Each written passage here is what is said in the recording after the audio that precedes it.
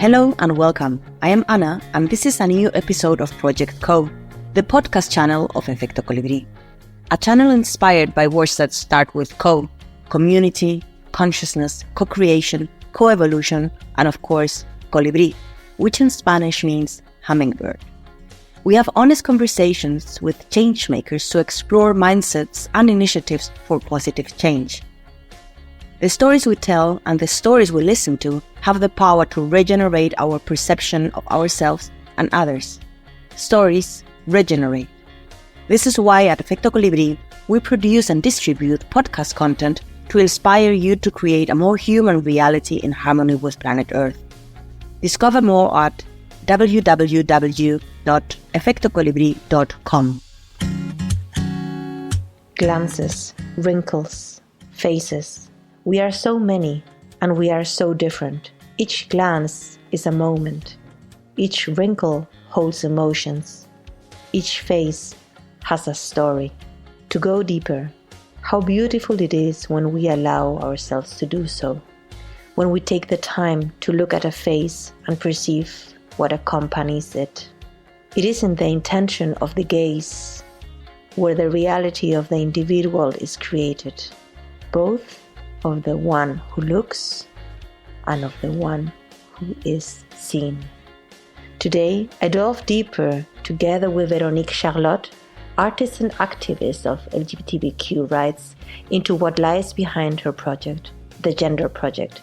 We talk about the transformative process of making art, both for the creator and for society. Veronica, welcome to Proyecto Co. Thank you. Thank you so much for having me, and thanks for the opportunity. I really appreciate it. It is such an amazing thing, no, to see how these little connections and little serendipities suddenly bring us together into one place, no? Absolutely. We just need to listen, no, and be open to the signals. Yes. We need to be open and receiving and play around with our feeling, no? And sensation and see where they bring us. Totally. I think this is something that really grabbed my attention when I first met you, no? This mixture that I feel in you of spirituality, art, and somehow this purpose to create structures, no? That enable people to be aware of what can be fixed somehow, no? Social justice. Absolutely. The first step of all of this process, because it is a process, is actually to learn how to be in contact with your own self, and which is the harder part. Everything after is unfolding quite fast, but the first step is the hard one to achieve, which is to listen to your own self without think about the prejudice, think about what society been putting on you before, and then go deeper inside. And then this is kind of the first coming out that you have with your own self, no? And then after that, life is kind of reborn again. And then everything is new, and the perception of the reality, the consciousness, the people, the society, the politics, the collective, everything is changing slowly. So yes, social justice. This was great, no? Because you are an artivist, no? And one of your current expositions is gender, no? The Gender Project, which I want you to explain to us a bit later. But I think this is super interesting in understanding. I would like to understand how this project and the gender topic is linked to what you were saying of deconstructing, no, your own self and understanding your own self and breaking through learned behaviors, no? Yes. In order to free yourself. Absolutely. Like I was saying that before, it's kind of everybody's talking a lot about the coming out of the wardrobe, but we don't talk too much about the coming inside of the wardrobe. When you have to start to take off layers after layers, everything is being teaching to you, or everything is being imposed to you, regardless the place where you're born, the religion that's been assigned to you, the sex is being assigned to you, your name that's been assigned to you. So there is this moment And then it's not just like inside of the LGBT community or the queer community. I think it's a moment that like everyone in this lifetime have the opportunity to choose to have, actually, which is when you go inside of the wardrobe and then take off layers after layers, all of the clothes the society been putting on top of you, and then start to see which one are the one that actually fits you. And then after that is the moment when you're in between the door of the wardrobe, you know, you're still in, but now you have to go out. And that's just like the specific moment where you kind of freaking out because, okay, now this is not even the new version of myself, but actually the discovery of who I am, the choice that I'm making now to make myself really available to being seen. And then the little specific moment is when you have the kind of click and then you don't care too much anymore about what's happening because there is like this part of yourself that really reassurance and say, okay, this is time now to live your own reality, who you really are. And then it doesn't matter who's going to accept you or not, because you already passed the stage. You don't care anymore about the judics, about people, what they're going to say, what they're going to, like, it doesn't matter anymore. So then the coming out happened, and it's hard, but it's rewarding. And we talk a lot about like the pain that people been through. Sometimes like taking completely space about like how much is good to feel themselves, you know, how much is good like when you actually like, oh my God, like it's so liberating now. And then people that are going to be part of my life, they're going to like slowly show, because even then I've been taking this step forward. So yes, is a thing that is about everybody. So I mean, I really hope like the more we're going through like this incredible, I mean, life is changing so much. I don't know if it's just me seeing this, but I see changement like every day in many things. And I really hope that like people will like be encouraged and brave as many others to take this step forward, to start to live their own life and not someone else's life. That's so beautiful because you're tackling the most important issue, no? Like you change or you allow yourself to be yourself, and then everything around you changes. I don't think everybody is perceiving the same changes as you are in society, because not everybody has allowed him or herself to, or themselves to be, no? I would love to understand how your process was. How did it start? Because, you know, it's not so easy. Sometimes we just have to, sometimes, of course, if as being part of a minority, then it is basically like you're forced into that process, no? Because you are different. Many people who are not so obviously parts of minorities may not even get there. So they may take much longer to realize who they are, no? Absolutely. And it's like, you know, eventually someone will never even go through this process. So, and I think like, it's true, like we are a minority in terms of numbers, in terms of like law that doesn't like help us. This is our kind of minority.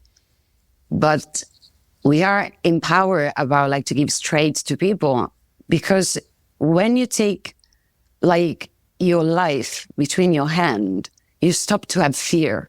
Fear is the only things that like keeps you away to everything. Like when you stop to have fear of things, like you just go with that. And then like I was saying, yes, maybe numbers is the minority, but like in terms of like social support, emotional support, I never found anybody like out of my community that would see me in that way, you know? So as much as being seen, and then the more like my fear will going down, because I'm not alone. And then that's why like my project came as well, like, because you're not alone, I'll see you. And I want that other people can see you in this way, they can start to see themselves. It's a chain. And then the power of people is like the bigger force that we have. And we see this like in what's happening in the world right now. It's not about law and protection. Like, it's not about that. It's about how much our community came out without fear. this is the bigger example that we've been giving to people and the bigger hope as well. So this is like, it's true. Like for me, I mean, honestly, it was hard at first because I was going through like a little bit like of dysmorphia about like my body at first. And then I didn't know like what I like for real. Like, and so it takes some time to understand. I never really feared the opinion about others. And probably because I've been grown from a single mother, which is like a really feminist. And she always been say, if you have something to say, say it.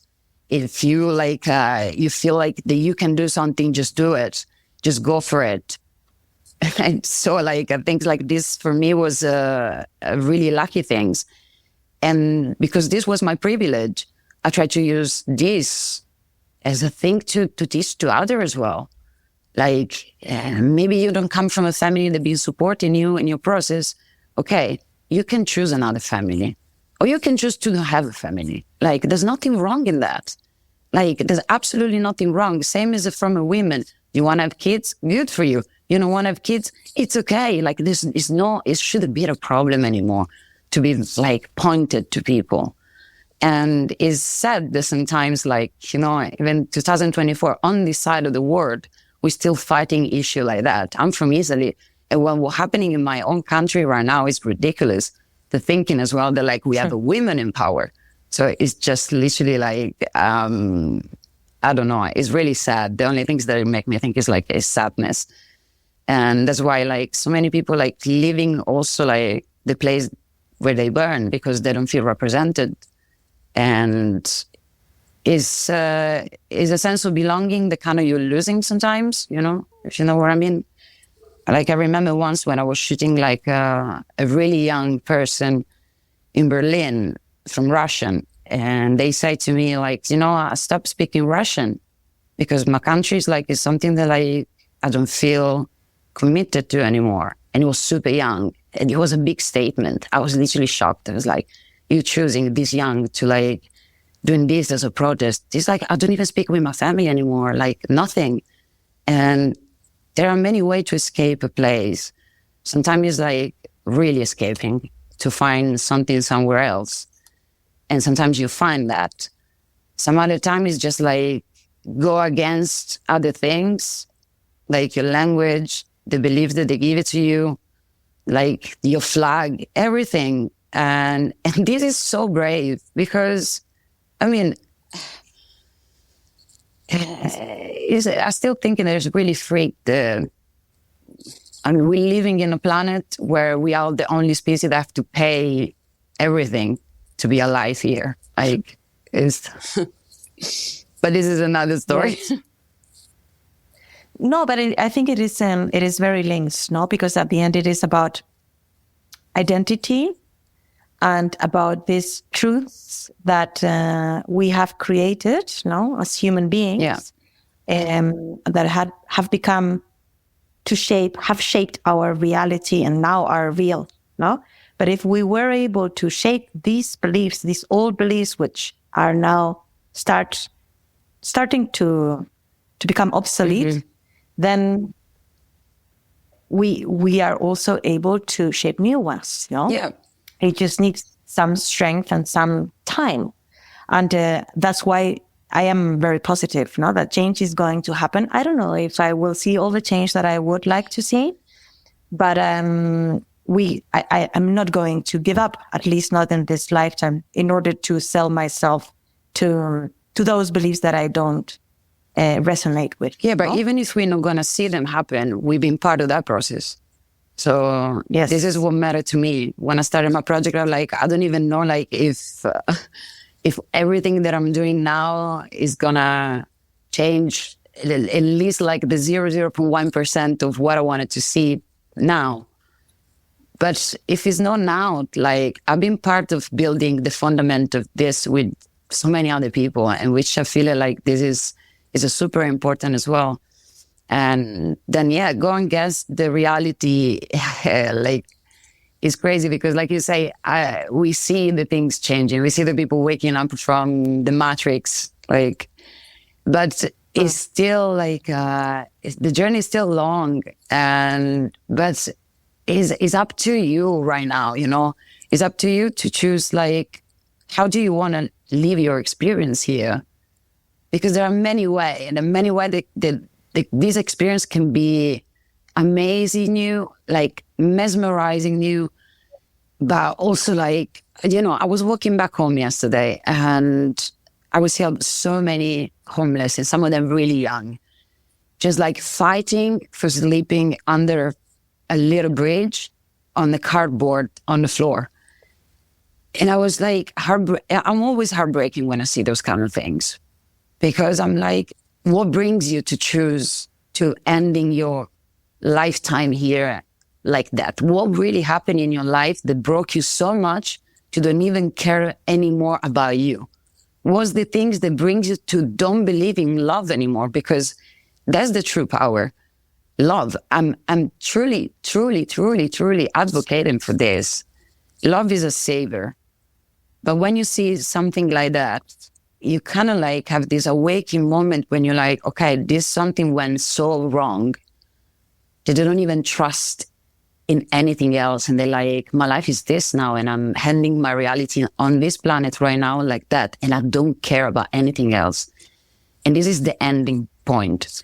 We got movie with zombies. They are here in the street, and then it's just how people can walk pass by this blind and just horrified, but don't do anything about it. Just even have a thought about this, it could be changed something, I don't know. Yeah. Yes, I agree. And I also get heartbroken. Very often I have returned home crying, in sensitive moments. And then I asked myself, and actually I was having this super interesting chat with Yolanda. She's the leader of an association which is called No One is Illegal, and she helps refugees to get asylum. And then it was super inspiring in the sense that I understood that actually being in the streets in Europe, fighting for a place which is full of pee and poo to sleep is better than what they had back home, Yeah, exactly. And this is, again, a reflection of how the reality that we have created in a systemic way, it's not, we are all part of the same. So it's based on fear. It's not based on love, which is what you were saying before, I would love to understand, Veronica, you are an artist. What are you doing? How are you waking up minds and hearts? So, Gender Project came along with the friends. They asked me back in 2019 in London, can you take a portrait of me? Now that I'm still 21 and now that I like to dress up as a woman, put makeup and wig. And I was sure, come in my house and then I'll do everything. So dress up, makeup, hair. We started shooting in my living room, and then it was 2019. I'm not talking about 1989, 2019, so not that far away.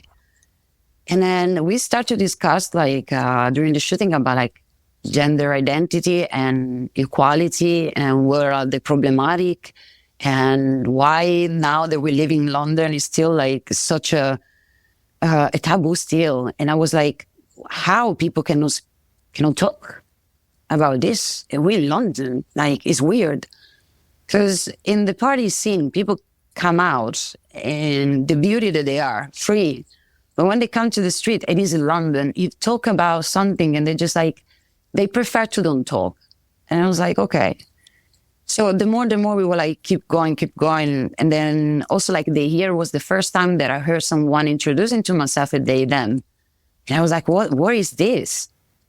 And then, finished the shooting. I started doing my own research, and it takes me a month to putting together a sort of manifesto, because I'm I don't know where I'm going with this, but I want to start a project now. And then Gender Project burned that night. It came to life a month after, while I post a manifesto on Facebook, I think, just asking people I wanted to meet them, I wanted them to tell their own stories. But it was one and only rule, which is like, you have to come naked. Like, I don't want you to come with any clothes. I want you in the vulnerable position to be just here without any link to what someone can address to yourself. And I posted, I went to sleep, and then the day after I wake up to 63 people applying for that. And I was like, oh my God, I'm looking for 100. I'm already that's fine. So I'm yes, oh, wow. It was just so fast. And these are the things that make me think so much as well, because I was like, okay, all of these people already receiving this in one day that I've been putting out my call. And we are in London. How many people really need to speak about this? How many people need to give voice to their own themselves, So I was like, okay, I can do 100 in London. Why if I'm not extending this to the rest of the world and I'm choosing to do 10 countries and 1,000 portraits? I mean, let's try. So why not? You can do one, you can do 10, do 100 with 1,000. And then I started in London, and the process is really simple, as we said, as we spoke. But receiving a stranger to a stranger in a house, and they were taking off their clothes, sitting in front of me, and start to talk about themselves, to cry, to scream, to laugh, to hug each other, to ask me can you be naked as well while we're shooting? Many things came along, no? But no. yeah. There's so many stories. I met today 500 different people into the project, many thousand in exhibition, and they came along with other things aside the project with gender. But Veronica, yeah, team. One question there. Why did people apply? Why did they want to have their portrait in a rural, why? Because they need a sense of belonging. They need to know that they're not just by themselves. They need to tell people, because they know that through the project, they will be heard. They will be heard outside of their cycle. So during the project, I'm interviewing them for 1 hour. And then it's not an interview with question. I'm just asking them tell me something that you want to tell someone. Tell me something that nobody ever tell you, that you needed at the time, but that can you now share with someone else. And the story are amazing. We're collecting them in a video every year. So there is a lot of power when you see them going really fast and start to talk about this and that. And then stopping and have the moment of realization while they speak. It can become a therapy. People say I didn't spoke with my therapist about this, but I'm doing with you. And then you're okay, I'm not a therapist. I'm an art therapist. It's different. But obviously I'm using this as a tool that brings awareness to people, but also awareness to the people that are there with me in the moment. And I have to be honest, if I arrive to that point in my life that I feel confident enough to do such a work like this, is because in my 35 years, I went to hell many, many, many times. So I have the strength to do this. I will never tell to somebody to put my shoes in the moment. Because if you want to put my shoes, you have to walk past in many, many, many horrible and hard things that have been happening to me as well. So that's why people trust my vision. That's why people come and can speak to me, because I can really align to many things that have been happening to people. Many of them. And I'm not talking about broke up with a boyfriend or broke a wrist, okay? So at some point in my own research about myself, I was what I have to do with all of this trauma that I have? Why all of this happened to me? There is not even something that was me looking for trouble. It was always coming from something else. And then at some point I was okay, the power that I have in this lifetime is this one, to make people vulnerable, to make them to be seen, listened, to receiving them, to align with them, to empathize with them, and to really guiding them in something. Because I came along as a really troubled kid in my life. but I didn't. I always would say like, no, like, this is not going to put me down. This is going to become another new trait. This doesn't mean that I didn't suffer. This doesn't mean that like my trauma then was still there. I just like decided to make them my power. And then I tried to teach people this as well. I tried to tell them like, don't trust when someone say to you that your trauma gonna go away. It cannot go away. Your ancestor trauma is still with you. How can you really believe that your trauma goes away? No, work on that. Like, make it part of your life. Learn from that. And then when you're walking in a room, you're going to be the first person to see in the middle of the crowd another person that's been through that. And you're going to be the one to look at them and ask them, hey, how are you?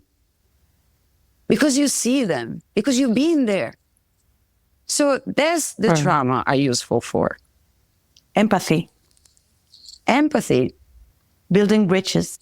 Yes. Wow, Veronica. And so do you feel you are? I mean, it is super personal, no? Like at the end, what you do, what you create, impacts you, impacts the people that you're working with. In this case, the portraits that you're taking, and has also a systemic impact, no, on the people that are going to the museum or to the exposition to absolutely to get inspired, no? What would you say about your personal transformation during this process? And I don't know if you can share something about the transformations that people that have been impacted through your project went through. Absolutely. You know, like to my personal journey is still an open game.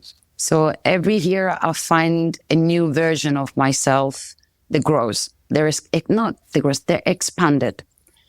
I started like in 2019, which I was like 28, 29.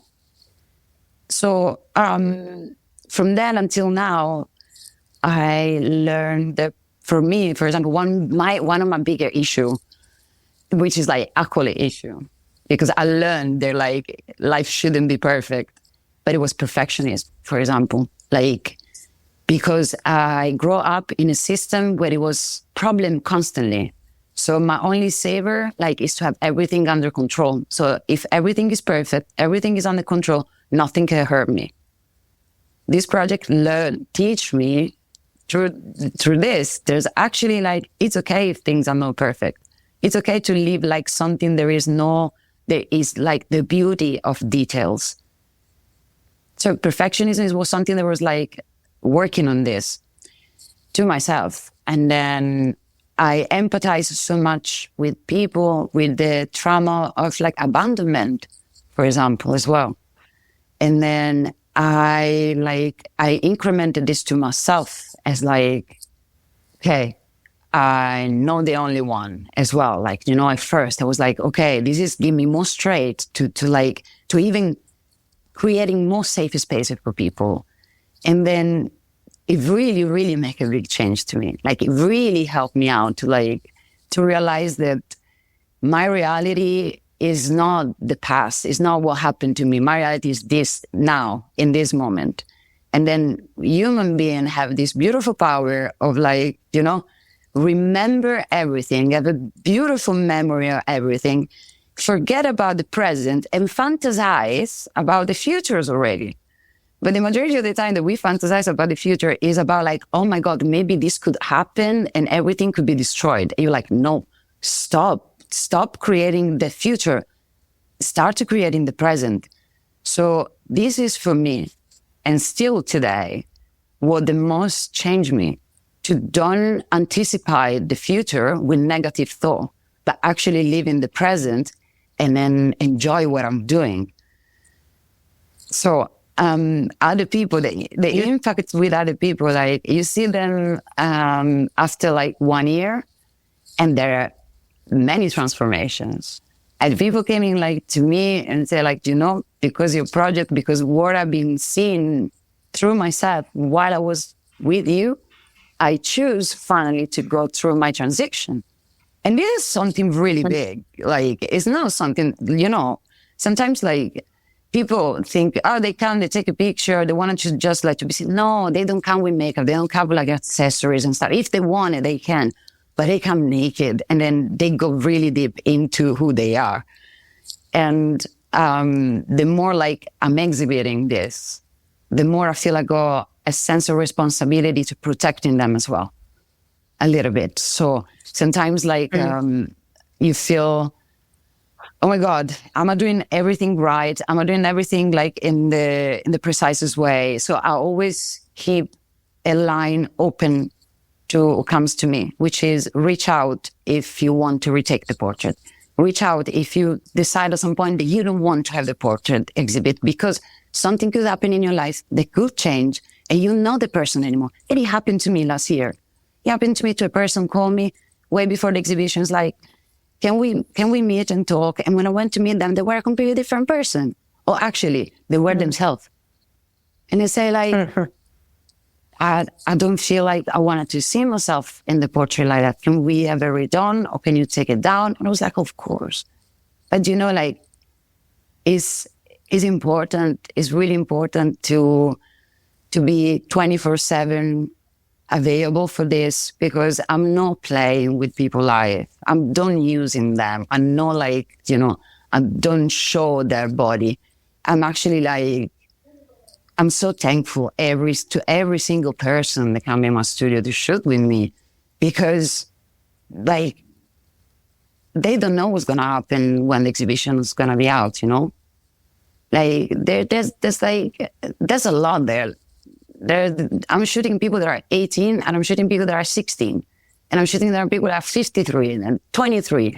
Like, you know, different target, different story, different time of their life, different experience, different vision, different fear, different body, different color is a lot. And they do this with me. So Gender Project is not me doing that. It's us making this possible. But then the day of the exhibition, you've been seen for people that like, maybe are there for really learn something, or maybe are there because they want to come and see the freak show, they call it, you know? So you have to be careful all of the way about everything. And then if someone that like a day before asked me like, I don't feel it, like I'm scared. Okay, let's talk it out and see what we can do. But like, yeah, I mean, I can't really like know what is going to happen every time, but for sure is something that like people talk about it. And then when you make something that people talks about, it means that you're doing something good. Because this is a thing that I say to any artist of any kind. Like if you work on your comfort zone, it's time to step out of your comfort zone. It's like, it's time, no, to like just step out, but actually amplify your comfort zone. Because there is when you're uncomfortable doing what you're doing, it means that you're really doing a change. Because it started from yourself. Totally.